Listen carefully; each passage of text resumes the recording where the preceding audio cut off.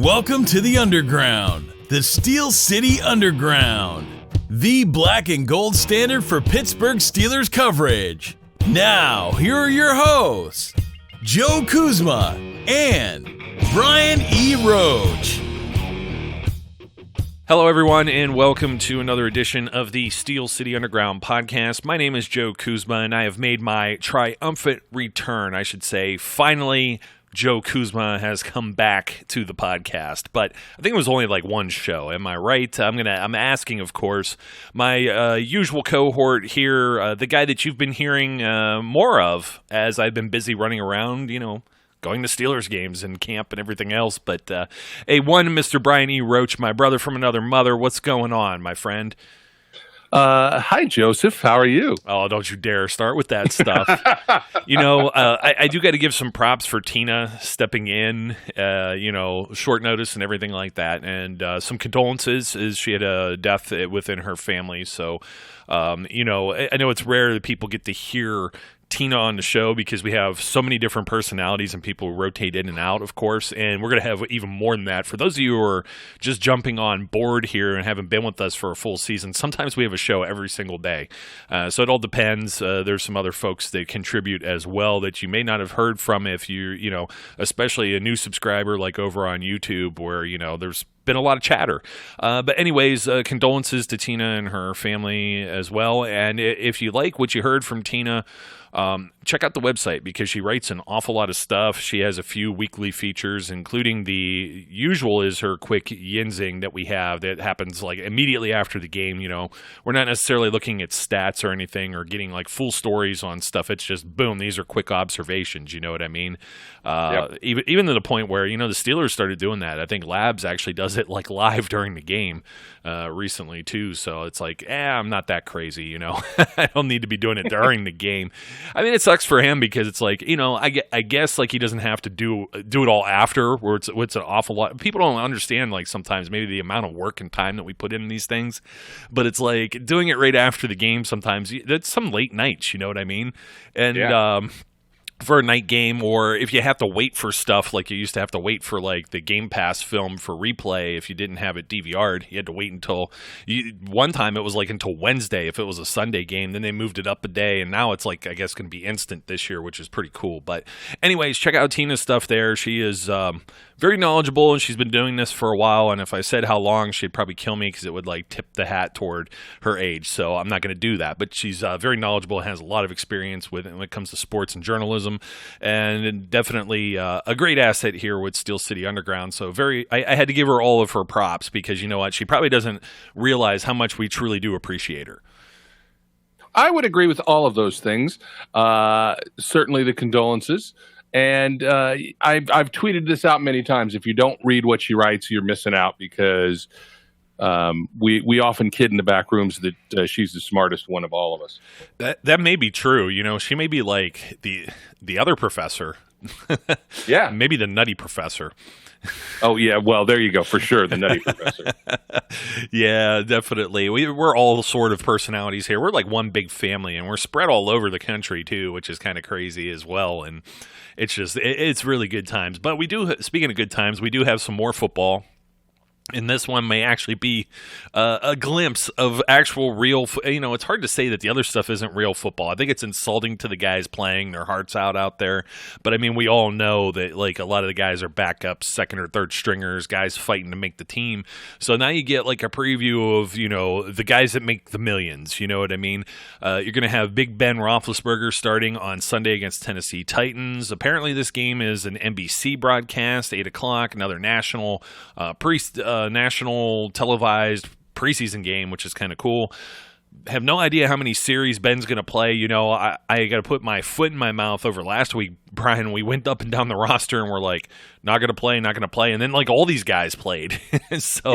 And we didn't know the Rudolph news ahead of time when we recorded. So, we held off a little bit longer here just to make sure we pretty much knew 99% that Ben was going to probably play and stuff like that. So we made sure we got the news, but we didn't know Rudolph was going to start for sure. That was something we didn't have confirmed. And then as soon as I think I hit publish, and within 20 minutes, that came out, and I had to send a message out on social media, on YouTube, and stuff like that. So apologies if we wasted 15 minutes of your time discrediting people. And that sometimes the news isn't good. Just like Jay-Z being a part owner of the Steelers, that's not true. And if you ever look at some of the websites, the actual name of the website or the links or something like that, if you go somewhere else on the internet, somewhere that's credible. I know we're mostly op-ed, so we're not putting out every little piece of news, because guess what? The Steelers do a good enough job of that. Just go to Steelers.com and look. They would announce something like that. Or on their Twitter, if it's a small little blurb, usually they put it on both, and you can find it there. And they're on other social media platforms and stuff like that too. If not, then go to NFL.com or ESPN, one of the big boys that cover these things, and basically have somebody positioned in the parking lot 24/7 to make sure they get any little tidbit that they can. But anyways, that one is false, fake news. I believe was that Bob Labriola, or maybe it was Jerry Dulac who squashed that just I think last night. So no Jay-Z. So whether or not you were happy or sad about that news, regardless, it's not news. Yeah, I conveniently didn't pay attention to any of that. I did. Well, it's hard for me, man, because I belong. I really shouldn't. There's too many people that I've followed back over the years, and including Facebook and stuff like that, various groups, and there's people who just. It makes my head hurt sometimes. Some of the things that I see, I still see things about whether Mason Rudolph should start over Ben. He's the heir apparent. Hey, look, man, the guy. What do we got? He's a second-year player who's only been playing in the preseason. I get it. He's looked pretty poised and sharp and improved, over these last 2 weeks. I was just talking with one of our readers, one of our frequent readers, one of our favorite people, actually, Dave. And okay. He left a comment. He was asking why I did the. I had to change the article from winners and losers to studs and duds, because people keep ripping our stuff off verbatim for the headline.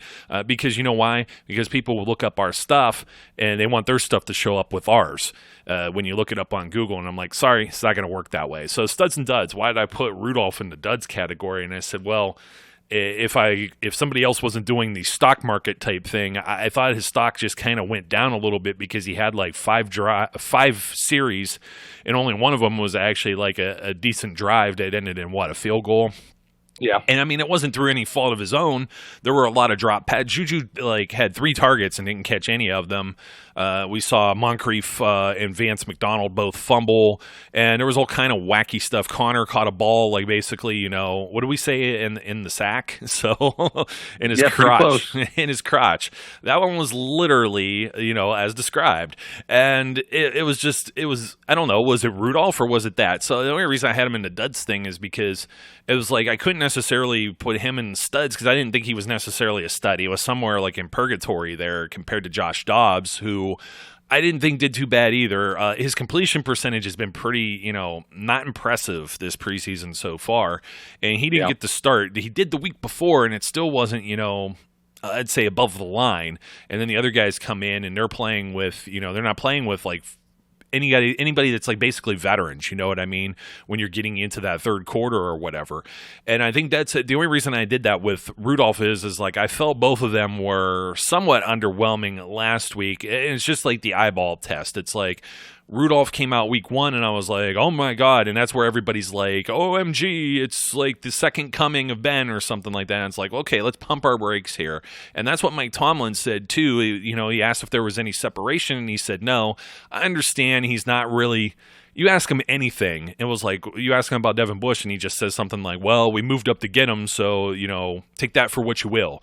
And it's very non-committal. He doesn't like to blow smoke up anybody's rear end unless it's one of his top veteran guys, like a Cam Hayward or Ben. And I think TJ is starting to get into that category. And you can tell he's always been in love with James Conner. So, but I mean, he's very non-committal with these things, and that's what I said. It's when he says that type of thing, it's almost unfair to say it was a dud. It was just in the middle, but I don't have a middle category. It's studs and duds or duds. You got to be one or the other. So I guess Brian is, looking at the quarterbacks this week.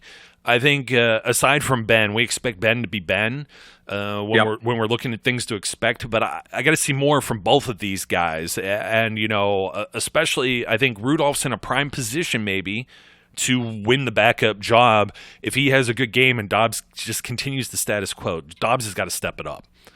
Yeah, after the last game, I was slightly critical of Mason Rudolph, and it's not that he was bad; it's that he didn't look as good as he did in the first game.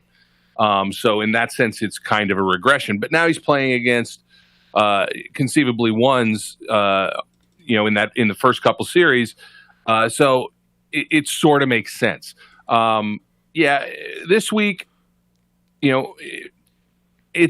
it's still up in the air in my head how much work Ben's going to get. I certainly don't expect him to play the first half. He might play the first quarter. He might play a series and look so good that Tomlin goes, okay, enough of that. But in theory, these guys should get some work and play the bulk of at least the first quarter. That means there's a question as to whether or not we see anybody other than Ben, Mason, and Dobbs. And you're absolutely right. Dobbs, unlike last year where Dobbs really looked good in every game. He looked sharp. He looked accurate. He was making good decisions. And in some of those things, he's still doing fine. I think he's making good decisions. He only runs when it's really prudent to run. He's not using it as his go-to move. It feels like he's going down his progressions, but his accuracy isn't as good. And even on the nice balls that he throws, some of the nice balls he throws, the long balls, which he's had one each week to James Washington, he's still slightly undercutting him so that Washington's not catching those balls in stride. But that's it's a tough pass to make. I think Mason Rudolph, in my mind, when Josh Dobbs threw the interception last week in the red zone, may have sealed in some ways Mason Rudolph getting the number 2, unless he stinks it up the last 2 weeks.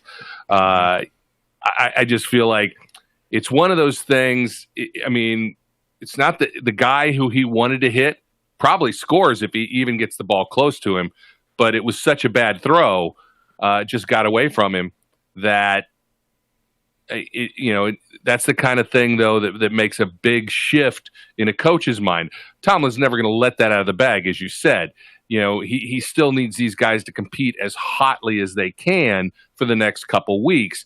So he's not going to move the needle in their minds at all until it's time to make that decision. But we'll have to see how it goes. I would expect you might be able to read something into who comes on the field after Ben. Is it Dobbs or is it Rudolph that comes in once Ben comes off?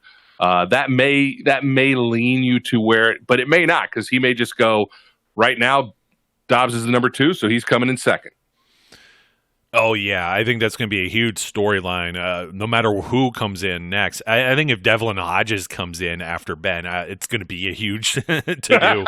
I mean, yes, that would be. It's not going to matter. It really doesn't matter. I've got I'm like, for my pro wrestling peeps that are out there, I'm channeling like Dwayne Johnson, The Rock, for some reason today, because that's like the third like catchphrase I've already said here. But yeah, I mean, it's a huge storyline. I mean, and we'll see how many series everyone gets. I imagine Ben gets like 2 or 3. I guess it depends on the length of the drives or the quality of the work that's put in, I guess. I'm sounding like Tomlin too. I'm channeling both of them, which is actually kind of cool. If I was like a mix of Mike Tomlin and The Rock, man, I'd be, I wouldn't be doing the show.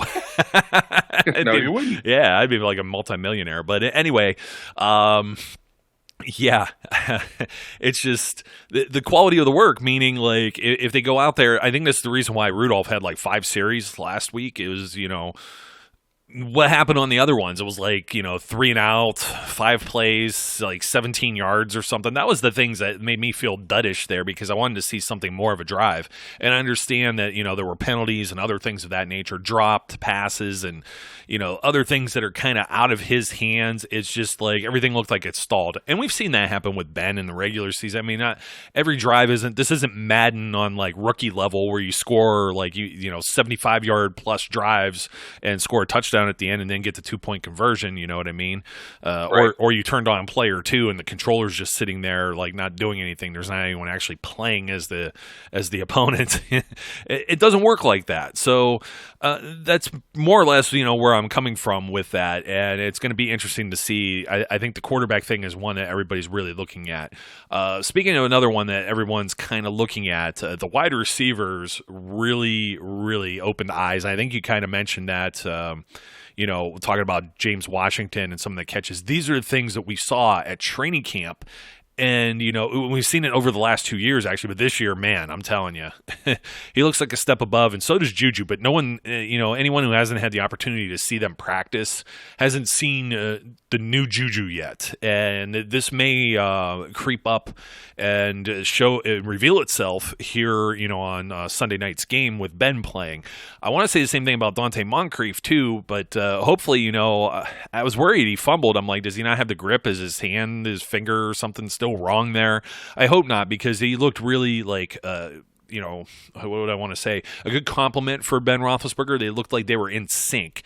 So it'd be nice, with the starters, that's probably who you're going to see first, I think, from the wide receiver group. And speaking of wide receivers and wide receiver news, we were talking about Ray Sherman, who happened to just kind of be a consultant at camp. I think we mentioned this on the previous time me and you were together, Brian, on this show.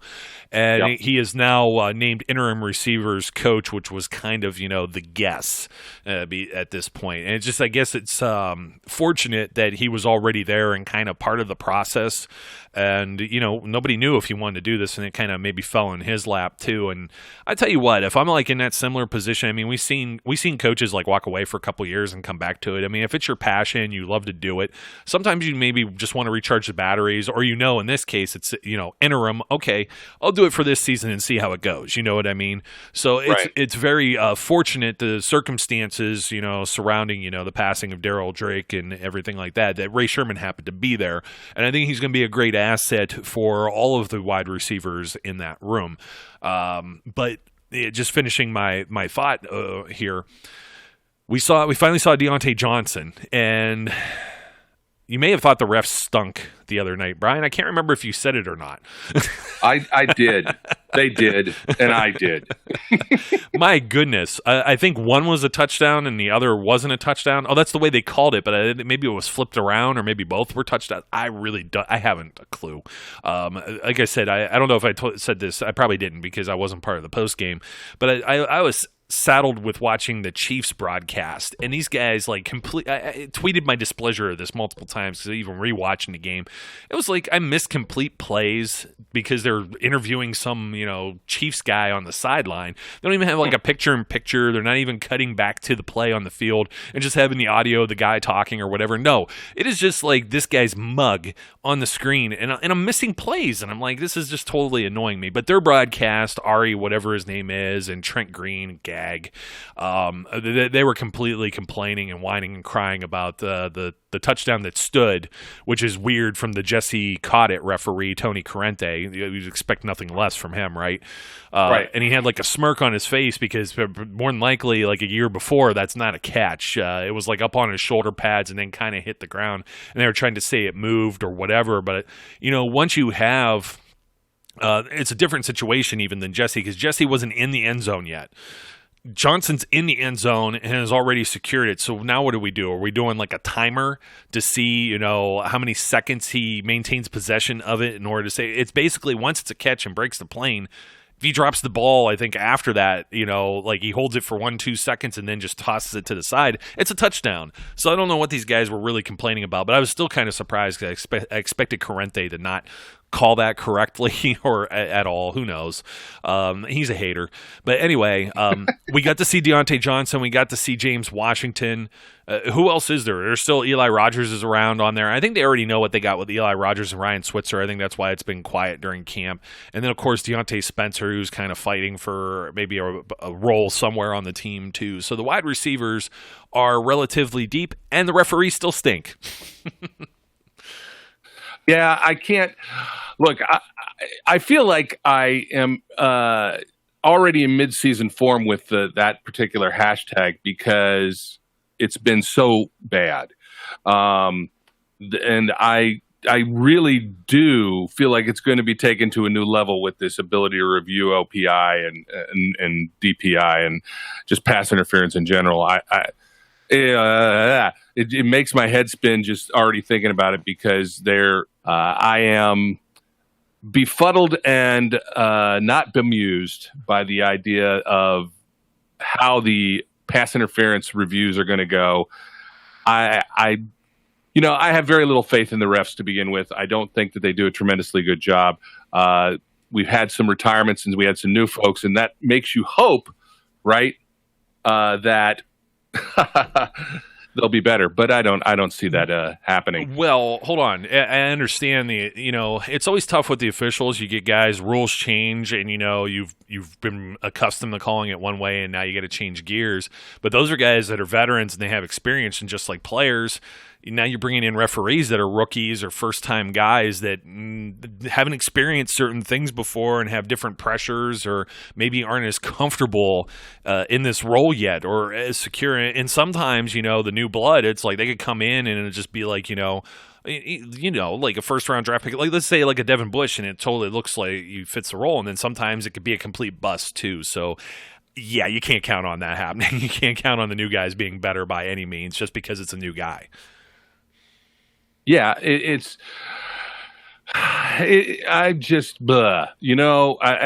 refs, until I see them again on Sunday, I'm over them for the moment. But if I go back and watch the review of that game, it'll just fire me up. I don't want to be fired up midweek for the refs. Oh, I'm just going to keep grinding your gears then, buddy. It's going to be DPI, OPI, and IMPO'd.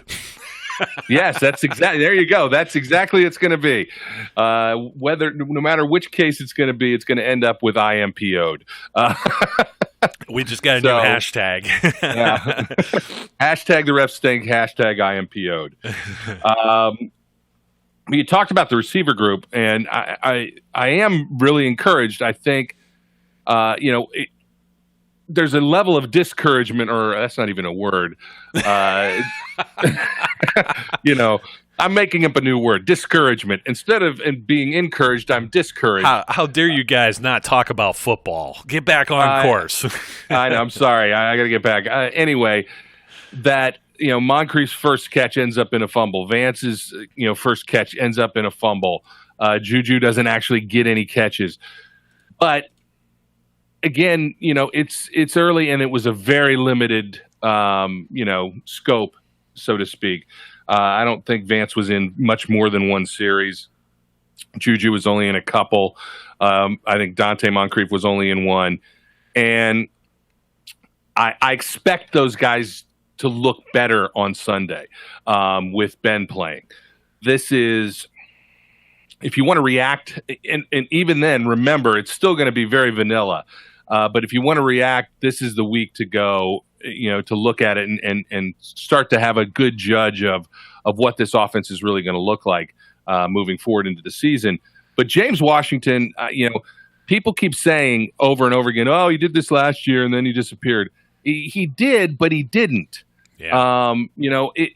There's a difference in the swagger. There's a difference in the confidence level that you see from him. There's a difference in the way he seems to be approaching different aspects of it. It's not the same guy we saw last year. I think he has definitely made some improvements, and I expect him to make hay, so to speak. Now, whether I get this right or not most of the season, be it Deontay Spencer or Deontay Johnson, or Deontay Moncrief, even though it's just Dante. That's going to be like the Killer Bees. It's going to be the Killer Deontay. Killer D's. It's going to be the Killer D's. I think I was really – it's interesting to see Deontay Johnson get out there, and even though it's against a lower tier of competition because of when he was playing in the game, he looked good. He's crisp. And if you go back and you watch the game at all again and replay and watch just some of the routes that he runs, you start to understand why people are excited about Deontay Johnson. He's crisp, he's clear, and yes, there is a reminiscence of Helmet Boy with him. Yeah, because similar size, similar type of receiver, and you can see that they expect to use him in similar ways. But I think in relative terms, this does not mean he will become the receiver that Helmet Boy made himself into over time, because that's going to depend on his work ethic and what he's willing to put into it. But I think he's actually ahead of where Helmet Boy was coming into the league. He looks more natural and looks like he's more ready. But again, we'll have to wait and see. Maybe he'll get some snaps in with the first group in this game. That would be interesting to see. But I expect I'm just really encouraged overall with the receiver group, and that bodes well for the season. Yeah, and, I agree with everything you said there, and it's just, James Washington didn't necessarily disappear. I understand. That was kind of what I was thinking with the Dobbs thing, too. I'm like, did he throw a pass somewhere where he thought someone was supposed to be, too? Those type of things happen, especially when you're playing with players who've only been around for like camp. That's basically their experience. Second game ever, and how many snaps do they play when they're not playing even like a full preseason game? So I was kind of thinking that too in some cases, and it's like, you saw Washington go up and get that one ball that Dobbs threw like 40 yards or whatever, and it's like those are the type of plays he's capable of making, and we've seen that happen in camp quite frequently with Big Ben. So I'm going to be excited to see the wide receivers. I know a lot of people are somewhat freaking out about tight ends, and Vance McDonald's a little dinged up. I think the real what injuries are there? There's just Hayden and Vance McDonald at this point. I think I know Vince. Right, yeah. I know Vince Williams had like a hamstring or something last week. I think they were just like babying him along, and there was like something with the shoulder with Bush, and they just held him off. And we'll talk about the defense here in a few moments, but. Tight end, it's just like the Steelers are so like ridiculously deep at like every position. I think everyone just expects them to have like a Pro Bowl caliber. Standard is the standard, right? And when it comes to players, and I've been talking about like Tunch and Wolf always talk about their camp phenoms, and I guess mine has been Kevin Rader, and I saw him throw a nice block or two. I think one was a end round with it was one of the Deontay's, of course, and now I'm starting to confuse them. Thanks to you, I wasn't confusing them until you started confusing me. But I saw a nice block there, and I think if he's like Tomlin was specifically asked about this, and he said he likes his physicality. We have to work on the minutia, and I think they have to work on the minutia with Gentry too, who was also sat out. I was impressed with him the first preseason game, and I think when you're looking at the tight ends, everyone's freaking out. It's like, okay, if Vance McDonald is down and out, we know Vance McDonald's the man. All right, he's the Vanimal, right. He's the Mack truck.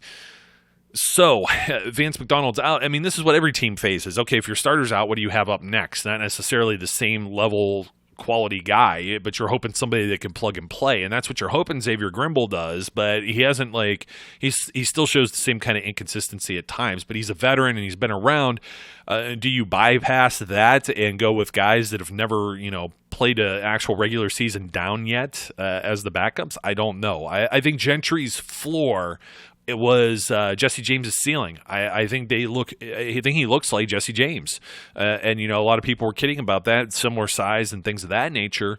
But overall, I mean, I just see it. I see maybe a little bit more upside. Now, I'm not saying he's going to be Vance McDonald upside, but I think he has the potential to grow and do some things. I think Rader could be in line for a practice squad job unless they decide to move and do something when it comes with Grimble. But they got Grimble under a year contract. There's no real reason to move on.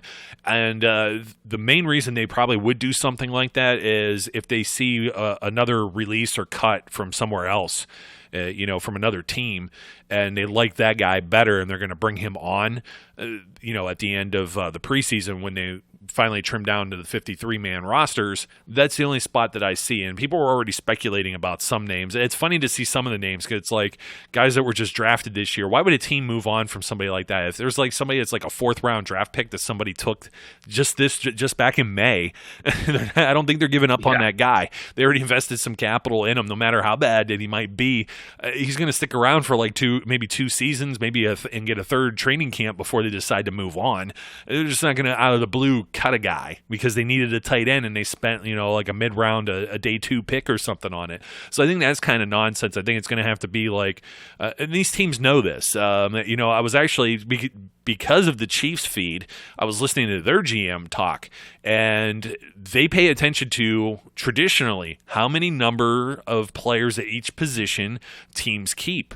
And we've seen Kevin Colbert keep 5 wide receivers or 6 wide receivers or 8 linebackers or 10 linebackers or 9 offensive linemen, and they mix and mash all these things. Sometimes he keeps almost like 2 fullbacks when they had Will Johnson and Rosie Nix, I believe, at the same time, or even David Johnson as like kind of an H-back and a tight end, or he was like maybe the 4th guy on that depth chart as far as a tight end that was a versatile kind of player. And, they do these kind of things. So they know, there's like a list. They know who may become available. And they also talked about the teams, when it comes to waiver wire priority, if they feel that somebody's ahead of them and will end up taking a player that's going to end up getting cut, then they have to pick up the phone and maybe offer like a late round draft pick, like a 6 or a 7, in order to kind of conditional maybe to prioritize and get that player that they need or want to kind of, round out their own roster. So we're going to see some tweaks too, maybe with a player or 2 added, or maybe the Steelers trade someone at the very end of this process. So I'm like, don't freak out about the tight end position just yet, because all these GMs know. It was great insight because they know, they have an idea. They all talk to each other. They all have an idea. Now, they don't know exactly who's available or who may be there. They have they have an educated guess like we do. We know there's already so many spots, probably like 48 maybe, that are like locked up for sure. But they also know, hey, they pick up the phone. Hey, Kevin, you got any like DBs you're thinking, well, these 4 guys are guys, that might be on the cusp here. And that's about all. They're not going to say which one's definitely available or which ones, they're going to release or anything like that. It's just an idea. They float an idea over, and then that's how these doors happen these deals happen behind closed doors. So, don't freak out about some of these positions. I think that's the big one. I think tight end, maybe safety. But, I think they, we'll talk about Cam Kelly and I think they really like what they got there, and they're not worried about that right now. The rest of it's pretty much rounded out. And you even see, like, the Ravens, like, what? They just traded a kicker because it's like Justin Tucker's not going anywhere. They had this other guy in camp that was doing really well. And who was that? Was that the Jets that wasn't doing well? Is that who traded for him? I'm trying to remember who traded for the kicker now, and I don't remember. But anyways, it's like those are the type of things that end up happening because they know that the kicker's not going to stick around, and the team that ended up trading was fearful that some other team may end up, grabbing them first. If you're like 20th in the waiver priority, which is based on the way you finished, it's like the draft round order. So, the Cardinals are at the very top of the pecking order, and if they need like that player, they're going to be first. So if you're down there at like 12, just like the Steelers moving up to get Devin Bush from 20 to 10 in the draft, that's what you kind of have to do to make these deals. So don't freak out about the tight end situation. I think it'll solve itself in due time. Yeah, it was the Vikings, by the way. Oh, the Vikings, yes. Vikings got the kicker from the Ravens. The tight end position, the only thing that would concern me, and I did give Xavier Grimble a little bit of grief after the game because he sort of alligator arm, short arm to pass across the middle. And as I said to Tina, and I'll say this to you as well, you can't be the guy who says the season before, I'm going to plow a guy over because I'm going to dominate and get in the end zone, and then the next year go, whoa, I gotta watch out. Yeah, I might get cocked over the middle. Yeah, exactly. You can't be that guy. You gotta pick one or the other. And hopefully I'll take the aggressiveness over the timidness. So we'll see how that goes.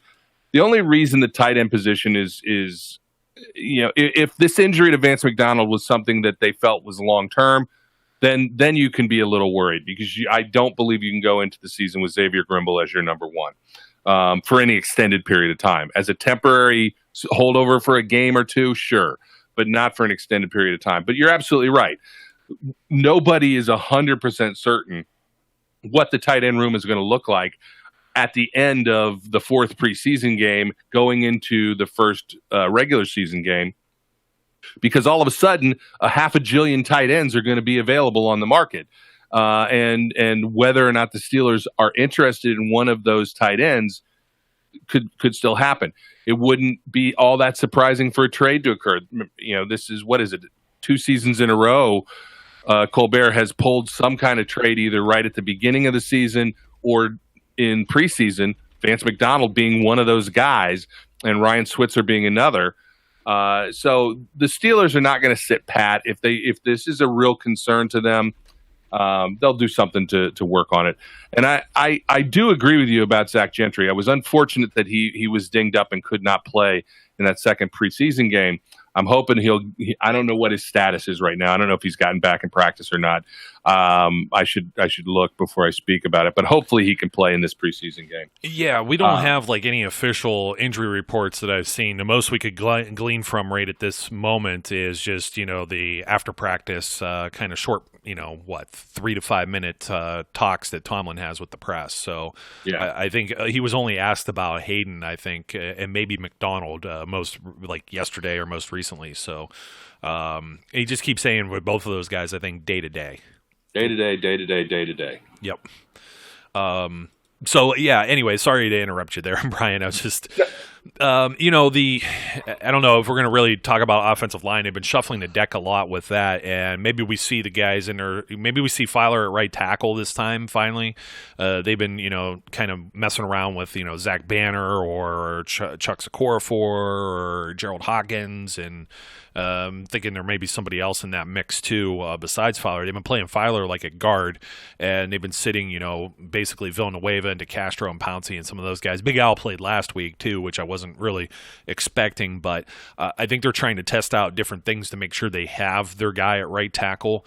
And I don't know. I'm trying to figure out how comfortable they feel with Filer. I mean, Filer was another one of these guys that moved from guard to tackle, you know what I mean? And he didn't necessarily have like a bad year at all last year in place of Marcus Gilbert. But also, if you can improve, you can improve. And, there's another thing I think about too is when I look at the teams that the Steelers have been playing, I think that's where you really need to look for cuts too. So who do we have so far? The Bucks, the Chiefs, and then the Titans are coming up in the Panthers. And it almost seems like, Villanueva, he came off of the Eagles because Tomlin saw him across the field on one of these preseason games. And they brought in guys like, Jordan Todman, I think, came over from the Panthers that was released at the end of, the preseason from there. And there's a few examples like that. So it's the guys that they're watching film of or they get to see firsthand. They're evaluating too. They're evaluating the other team and saying, well, you know what, that guy becomes available. Kobe Hamilton's another example too, came from the Panthers. So, I mean, these are the type of things that happen. I don't know. I don't want to talk much more about offense because we're, starting to get into the later portion of the show here, and we need to get to the defense. And if there was anything that jumped off the page, it was definitely the defense last week. Maybe everyone proclaiming that Blitzburg or the Steel Curtain or whatever is back. These guys are going to need a different nickname, obviously, because they fly around the field. We got to see Mark Barron a little more than usual, which was nice. It was a very pleasant surprise. No Vince Williams, no Devin Bush, no Joe Hayden. I think those were the three guys that basically sat out. I think the rest of the starters were out there. We saw Hayward, we saw Tuitt, we saw Hargrave. The outside linebackers, we saw Bud Dupree tear it up. TJ Watt was out there too. And then you had your secondary with Artie Burns, who, was way above the line. I was like, hey, I was telling everybody, watch this. Now, he's got to continue doing that. He's got to build on it. He can't go and say, well, I did it. I had a good game, and then that's it. You know what I mean? Because then that's how you you end up off the team. So, but I mean, people keep asking that. It's like, stop that. You didn't hear Steven Nelson's name because the guy, like I said, he's covers people. He's like a glove. And then Terrell Edmonds forcing the fumble, and Sean Davis out there, and these guys are highly aware. Oh, and Ulysses Gilbert, who Tomlin slipped and called Ulysses Grant. So again, we get a pass on that. But we could say this many times now since Coach screwed it up. But it's just funny. It's like, how that sticks in your head, something like that, and then you can't get it out. But Ulysses Gilbert has had an excellent preseason so far. So, I mean, you got to see quite a bit of him because of the inside linebacker, situation and nursing some injuries or dings and dents and making sure, guys are ready for week one. But I mean, the increased emphasis, the point of emphasis, there's always going to be a point of emphasis. And this year has been turnovers, splash plays. These are the things the Steelers did not have. Coincidentally, these are the things that the Cleveland Browns did have. And it seems like, it's something that maybe isn't necessarily in your control, but it's like playing the lottery. You can't win unless you play. So they've been going after the ball like crazy in camp. They've been working on the jugs machine before and after. So we saw a product of that. I don't know if this is like Terrell Austin and some of the changes with the coaching staff too. Keith Butler taking over, back with the outside linebackers and the added presence of an extra DB coach and a guy who's been a defensive coordinator and has wore very many hats around the NFL. And Terrell Austin, I don't know if that helps with all of this progress, but we saw that product. We saw the cause and the effect here in that second preseason game. And we didn't even have all of the starters on the field. So this is going to be even more exciting to see if Devin Bush and Vince Williams, I don't know that Joe Hayden will necessarily be out there, but he says day to day. I mean, it's going to be Sunday, so he's got a few more days maybe. Maybe you see the full complement of everyone, and I don't know. I mean, I don't know what the Titans team's going to be like this year. I kind of have them in the middle, like as average, or maybe they could be above or below, maybe. I don't know. So this will be a good test, I think, to really see what the Steelers' defense might look like. And I think this is going to be really exciting because I think if everyone was already, like, their eyes open, I mean, I've been banging my drum about Edmonds, too. If you thought your eyes were open then, wait till we get the other guys on the field because everyone's eyes were wide open with Devin Bush in week one, and he wasn't playing out there with a lot of his colleagues. Now insert him into the defense that was looking good last week, and holy cow, I mean, the expectations, I think the expectations are going to be greater for this defense, and hopefully they live up to it because you know what? Not getting those, fumbles and interceptions and stuff last season, that hurt them about as much as anything, especially when the offense was turning over the ball and you had Ben lead the league in interceptions. You gotta flip that script around, so to speak. Yeah, it'll be interesting to see. This will be the first. Mahomes is a somewhat mobile quarterback and can move and scramble, but he's not. I guess probably not at the same level as a Marcus Mariota. And we'll probably see a good deal of Marcus Mariota. So it'll be interesting to see how they can contain that. I look to see the defensive line play elevate. I look to see both Bud and TJ improve on the start that they had because I am, as Coach Tomlin said, it looks like they could become a very dynamic combination. And I'm looking forward to that. I want to see Bud Dupree especially continue to build off of a solid game.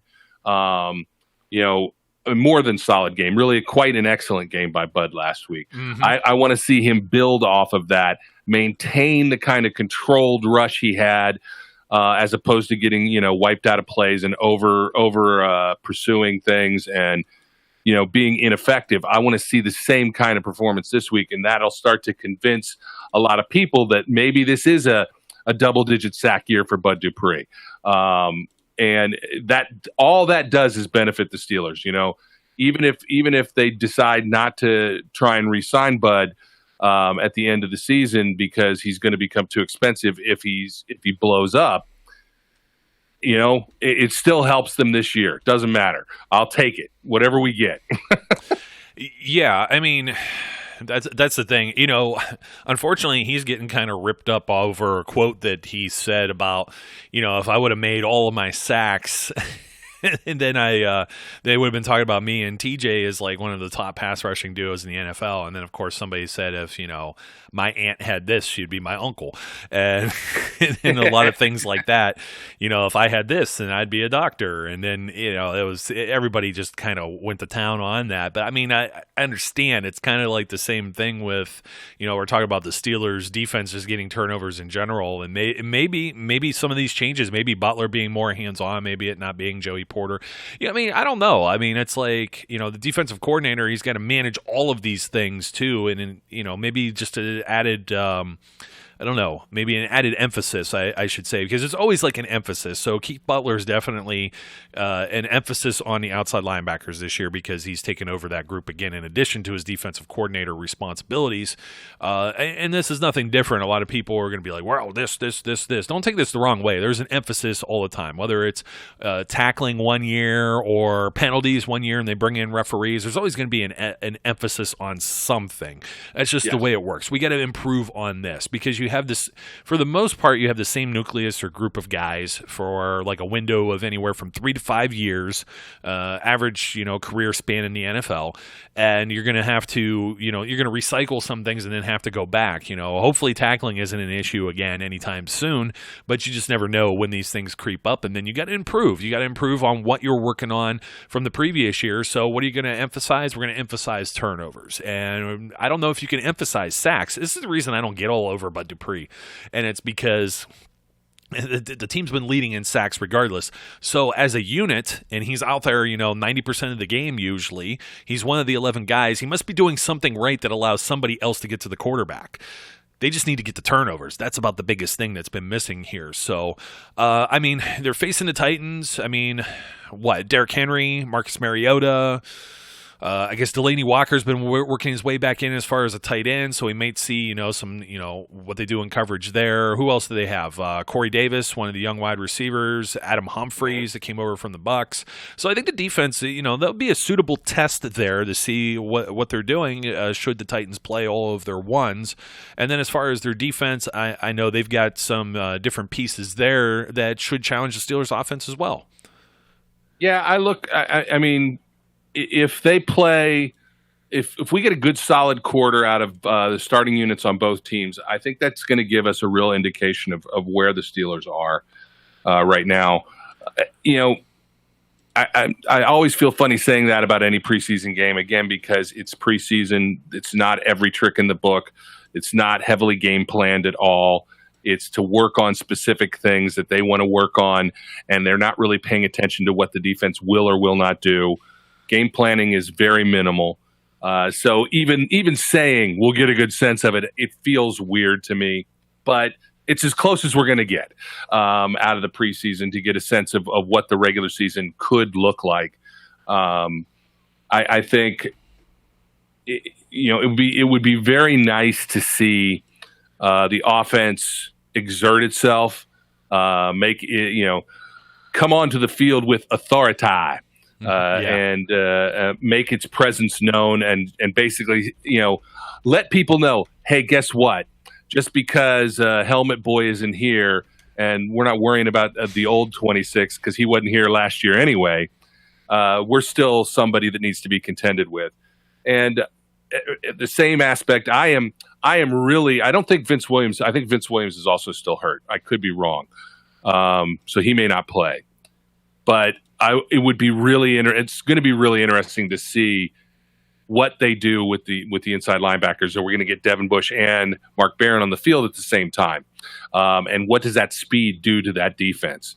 Because it's the one thing that has come across is that this defense is fast. Yeah, much faster than it's been in years past. And maybe even faster than it was when Ryan Shazier was healthy and playing, because there's speed in more places. It's not just there. So I'm looking forward to this game in a lot of ways, just to see. I wish it wasn't Sunday night. I wish it wasn't Chris Collingsworth. I'm dreading that. I don't know whose nutsack he's going to be on over the during this game, but it'll be Mariota. somebody. It'll be Mariota, no doubt. Or It won't be anybody in the black and gold, that's for sure. It never is. I mean, that's just the way he operates. He was a bungle. The Bungles. Yes, he was. He's going to be salivating over Mike Vrabel more than likely. That's going to be probably. That's my pick there. So, it'll be pretty interesting. I don't know. There isn't a whole lot else to pick apart or preview when it comes to the game because it's more or less, these are the individuals or the type of things we want to see as far as schemes and units. And we're getting very vanilla with a lot of this stuff because the Patriots probably already have spy cams all over, the Southside complex and everything. So, it just, man, it still boils my blood. And you're going to get that again in a couple of weeks here, Brian. It's going to be Collinsworth again Sunday night. It's going to be all raising the banner and Super Bowl, gah, gah, gah, throw vomit. up in my mouth. Yeah, geez, vomit. I may cough up an intestine. So it's just bad. I hate that, but I think that's going to fire them up. I think they're looking at the bigger picture. They don't really have to look ahead at New England because that's who is ahead.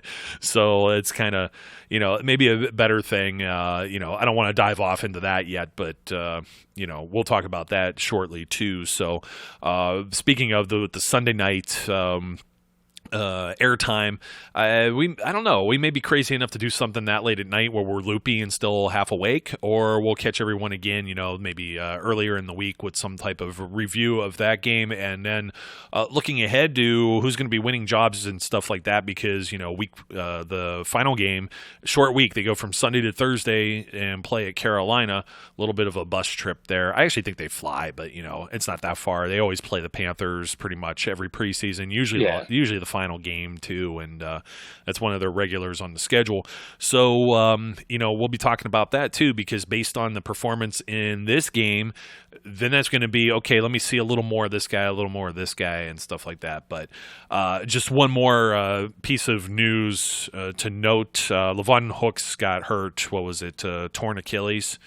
And it just says, Tom Pelissaro is the one who reported this, Achilles injury in practice and out for the season, per a source. He did not mention the source. Hooks has been around for a few camps. He's been on the practice squad. Maybe somebody that may have worked his way, onto the 53. There was still a vacancy there on with the defensive line with LT Walton not being re-signed, but now he has been waived, released, probably with injury designation, and the Steelers have signed a different linebacker here.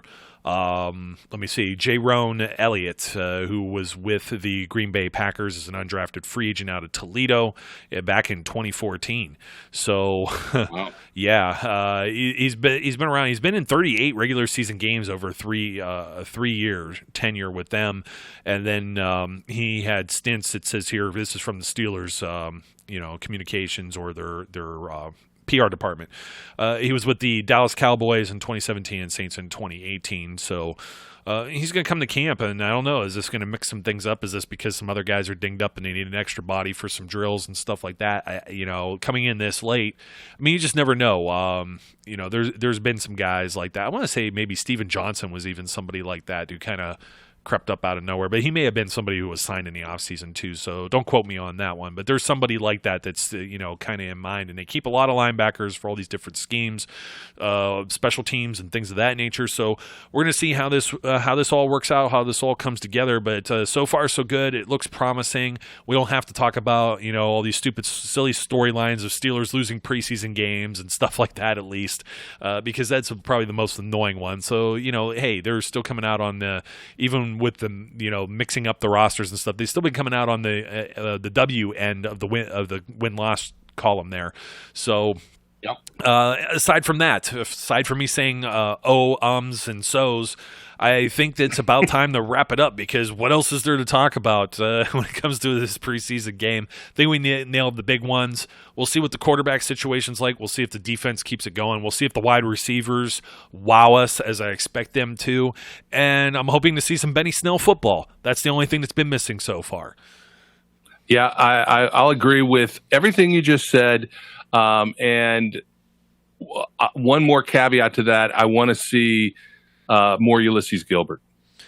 Yeah, and we just might see that. And you know what? There could be less. It's like more cowbell. More Gilbert.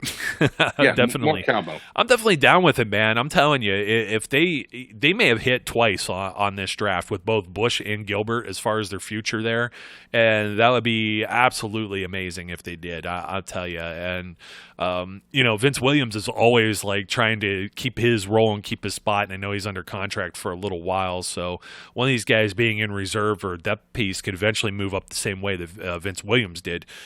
Further down the road. Guys get older and retire and things of that nature. So I'm not saying he's going to lose a spot or anything like that. It would just be nice to know that you have something there and you don't have to pluck a guy off the street like Sean Spence. God, and I feel bad saying that about him because he was such a great story. He ripped up his knee and it took him 2 years. He rehabbed and worked his way back in the NFL, and it didn't work out for whatever reasons. Maybe it was because of that injury or whatever. He was a guy I was excited to see, and I hate even disparaging his good name, but he's just the example of he's just an example of a guy that came off the street. It just so happens to be him. So I hate ripping him apart. You know me, man. I'm always trying to be positive. So, Brian, thanks for joining me once again today. Always a pleasure. Good to have my brother from another brother back in the broadcast booth, so to speak. Yeah, absolutely, man. You're like my Tony Romo. So, is that one okay? I think we hate almost everybody. I didn't call you Phil Sims. I'm not a Tony Romo fan. I did not call you Phil Sims. Phil Sims bothers me more than Collinsworth. That would be way worse. Do not call me Phil Sims. Yeah, that would be terrible. I wouldn't do that to anyone. That's just wrong. So that would set off World War III in some countries. So anyways, until next time, my name is Joe. His name is Brian. Don't forget to like, comment, and subscribe. And we always encourage our listeners to be safe, be good, and we'll catch you later. We would like to thank you for listening and remind our listeners to follow us on social media and our website, www.steelcityunderground.com.